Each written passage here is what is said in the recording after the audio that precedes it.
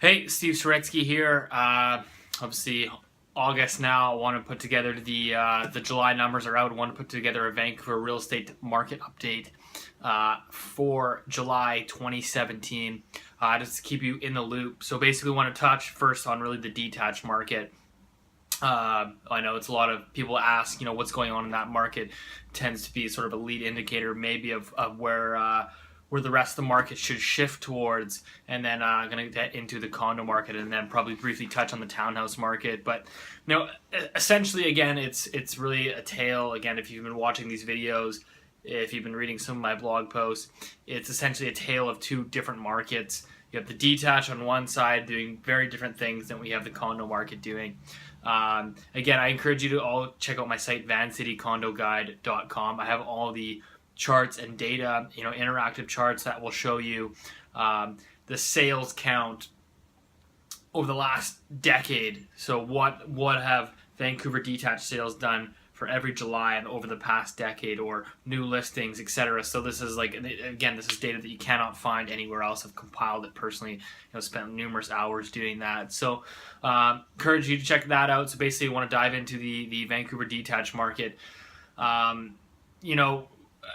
Really, so I get a lot of questions, especially today. I think today is the 1-year anniversary of the 15% foreign buyers tax, asking some of the impacts of it. Where we stand today in the detached market is the high end is really soft. And I put out a chart on Twitter, I'm going to link to it the other day, but basically showing the inventory levels and then the actual sales in the Vancouver detached market for homes above $3 million. Essentially, sales have tanked. And inventory is they're going in very different directions. So you have the inventory that's climbing and you have the sales coming down this way, and that gap is just widening. And I don't have the exact numbers on the top of my head, but what I can tell you is for the Vancouver detached market, for Vancouver West and Vancouver East, both this month here in July 2017 recorded the fewest amount of sales of any July in the past decade. So it's obviously substantial. Maybe you can say, the last couple of years were crazy, but again, this is comparing, 2008, very slow year. 2012 was another slow year. So this July was the fewest amount of sales in those segments. Again, a lot of that is from pressure on the higher end of the market. If you look in the Vancouver East detached market, if it's still a well-priced home, under $2 million, there's still a possibility. We're still seeing some multiple offers. So there's still some demand out there. There's no question about it. But I think anytime you have a huge drop off in sales volume like that, it's definitely something to take note of.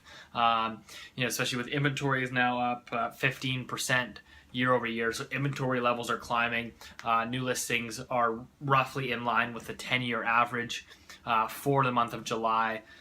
So we have a detached market, and if you look at the average sales price for a Vancouver detached home is down 6% year over year. Okay, so 6%, and then the median I think is down about 11. Median is down 14%. So whatever those metrics that you want to use, whether it's the average at 6 or the median at 14, you can basically draw your own conclusion. Let's say for the most part, detached homes are still about 10% off their peak prices of a year ago. In a best case scenario, of course it varies by product type. I'm telling you that most of the softness is coming from that higher end luxury home, which is $3 million plus, which can maybe push down some of that. But we have it's a big data set. This is not just a few sales. It's a big data set. It's a longer period of time frame. I'm not looking at the average sale price month over month. I'm talking about a year over year. It's down. It's down about 6 or 7%. This is real-time data. It's not a manipulated benchmark. And so, people say, well, the foreign buyers tax prices haven't really come down. Well, they have, if you look at it. People expecting that detached prices in a correcting market or whatever, that detached prices are just automatically going to fall 20% year over year. It doesn't happen. Real estate prices are sticky. The fact that prices are, in a best case scenario, are flat year over year after increasing at a pace of 20 to 30% per year over the last couple of years, just to have those go from 20% growth to zero, to me is substantial. And again, the sales for July were the fewest in a decade. The sales were I believe it was 20 or 25% below the 10-year average as well. So this is a significant. And then people will discredit sales, and I agree that sales don't necessarily matter if new listings are falling, which we saw in the winter months. Was basically sellers pulled off the gas pedal, and they said, I'm not going to sell unless I get my price. New listings dried up, and that actually pushed prices up temporarily over the spring market. But now that spring market is over, we're obviously entering the slower. August is generally a slower selling month, the overall sales volume. It's been back heading downwards over the last couple months. That sales to actives ratio, which is a key indicator of demand. Again, you can look at sales, but it depends on, okay, how many active listings do we have? How many new listings are we getting? The sales to active ratio for a Vancouver detached home hit 12% in July. So 12% per the real estate board's own metrics is quantified as a buyer's market. Now again, people can take that with a grain of salt and say, hey, my neighbor on the east side here just got multiple offers. It can't be a buyer's market. You can take that with a grain of salt, but ultimately the sales to active ratio, I think it creeped up to about 30%, which is the seller's market in the spring. It's started its downtrend again, which is partly seasonal, but the fact of the matter is it's at 12%. It's technically a buyer's market. Fewest sales in the last decade for the month. Interpret how you wish. The average sales price is down 7%. It's not to say that that's the crash or whatever you want to call it, but there's no question that the detached market is it's interesting to say the least, because you have now the condo market, which is really doing opposite things. And it is driven by locals right now. And I was the first one to say, we had a huge influence of foreign cash, 2014, 2015, 2016. There's no question that's dried out. China just imposed more capital outflow rules as of July 1st. Speaking with some of my foreign clients there, it's essentially impossible to get money out. This condo market, as I can see, feet on the ground perspective, everything that I'm seeing with people making offers, it is local driven. The average sales price now, I believe, is up 14% year over year. But we had a slowdown. Don't forget, we had a slowdown. Prices actually dipped a little bit in the winter, partly seasonal, partly from the foreign buyer's tax, and then it just exploded starting in January, that busy spring season. You had Christy Clark bring in a first-time home buyers free money. That helped increase some of the demand. Just changes some of the speculative behavior, right? Like I had sellers personally that thought, like, initially we're going to sell, and they're like, maybe I should hold on because this is going to push prices up. So that's the route that they go. They actually ended up holding on and not selling. And so you look at the sales to active ratio for condo is I think it's about 56%, so it's well above that 20% threshold for a seller's market. And it's a very hot seller's market, multiple offers. In 2017, that price growth has been about 2%. 2% a month. It's essentially condo prices are going up 2% a month. It's fascinating to watch because a lot of the argument was made that prices are going up because the land is worth so much, but now we have condos, which again, yes, you technically own a piece of the land that your unit is on based on unit entitlement, but the fact that condo prices are increasing, at this rate, they're going to be as expensive as the detached home.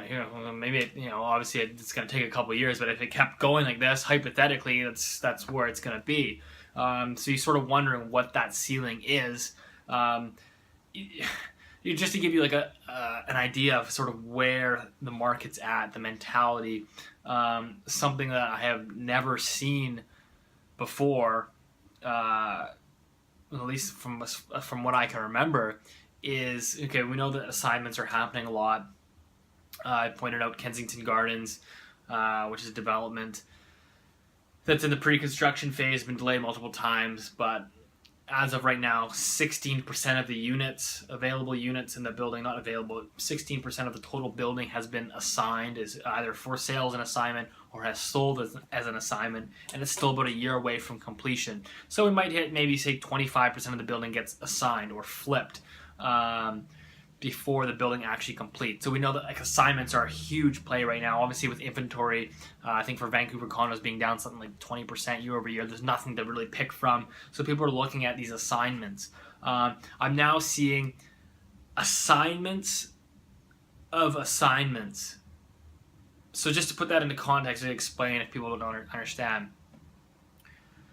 You enter a contract with the developer, okay? So you enter an agreement with the builder a couple years out, and you say, okay, I'm going to buy this 1-bedroom condo for $500,000. Now the project comes about a year out, and you say, market's up. I've made some money. I don't want this anymore. So from $500,000, you say, I'm going to sell my contract to you, Joe,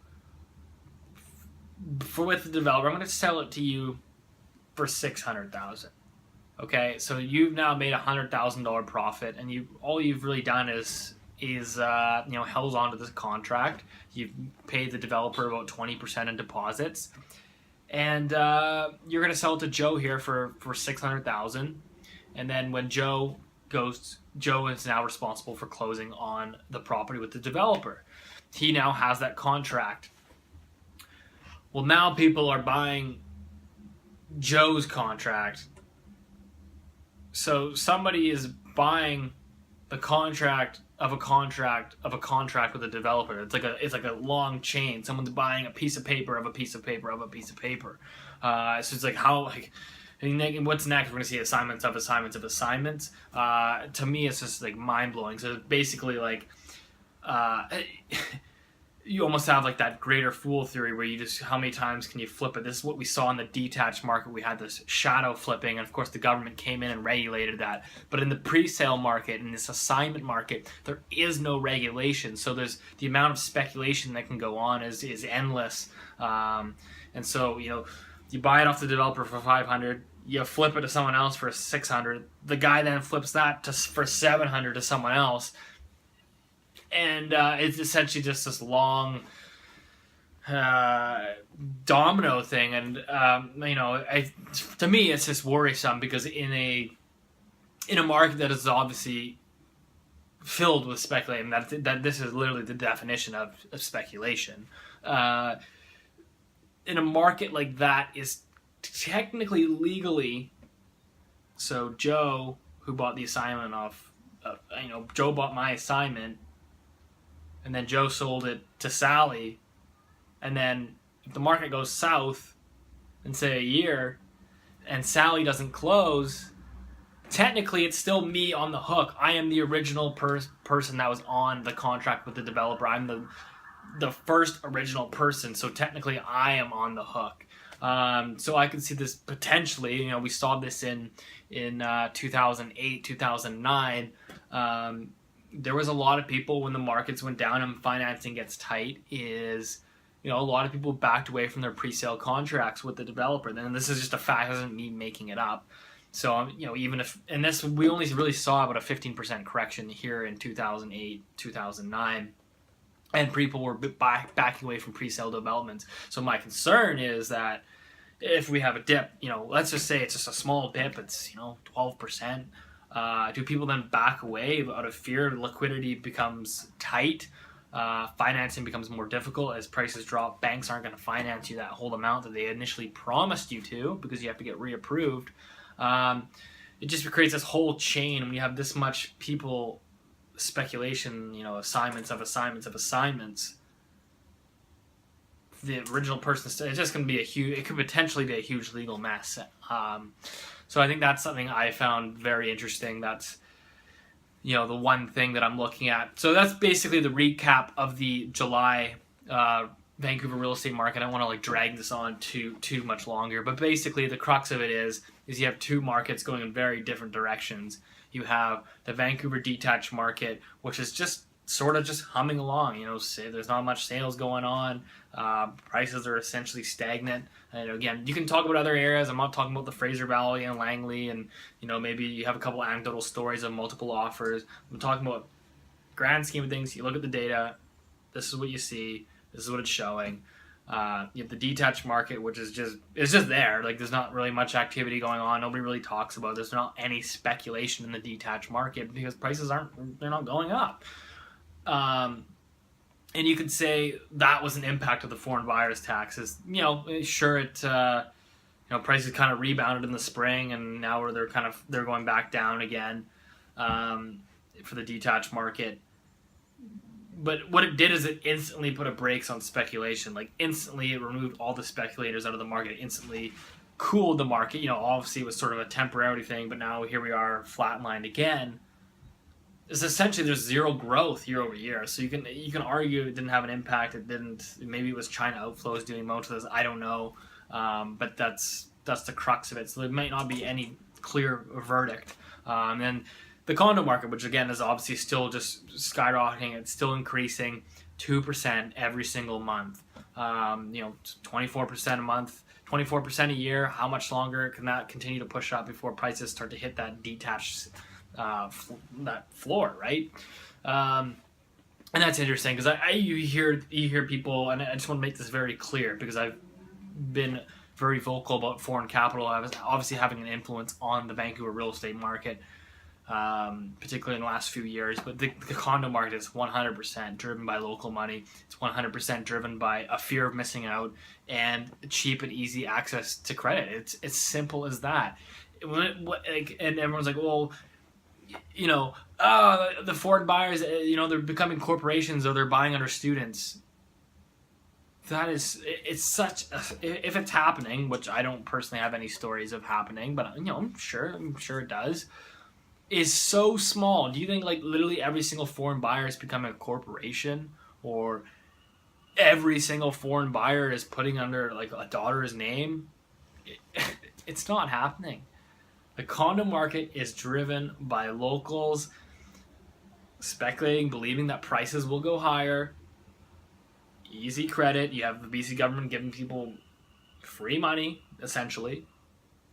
And you have people, at the end of the day, what nobody wants to talk about is how a person making $100,000 can get $1 million mortgage.